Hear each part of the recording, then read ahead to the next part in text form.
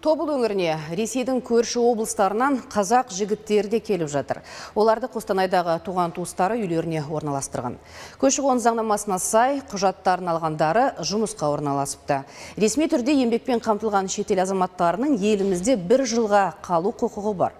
Қазақ жігіттері Ресейге қайтып оралғылар келмейді. Қандас мәртебесін алуға өтініш жазбақ ниетте.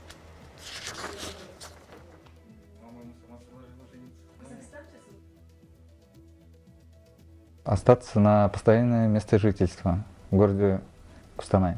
Қостанай қаласында тұрақтап қалғым келеді. Қазақстанға көшу туралы жиі ойлайтынмын. Ішінара мобилизация жараланғаннан кейін бұл ойымды жеделдетіп іске асыру керек деп шештім. Многие там, даже мои родственники. Ресейдегі туыстарымның көбі Қазақстанға көшу туралы бір шешім қабылдай алмай жүрген. Енді міне балаларын, ұрпағын соғыстан аман алып қалу үшін бізге жіберуде. Бұл жігіттер Ресейге қайтып барса қылмыстық жауапкершілікке тартыла ма деген қауіп бар. Сондықтан ол жаққа оралғылары келмейді. Орал қаласының медициналық мекемелері бос штаттарын Ресейден қоныс аударушылармен толықтыруда. Қазір мамандар құжат рәсімдеуге кіріскен. Мәселен, Орал қаласының жұқпалы аурулар ауруханасы 3 дәрігерді жұмысқа қабылдаған.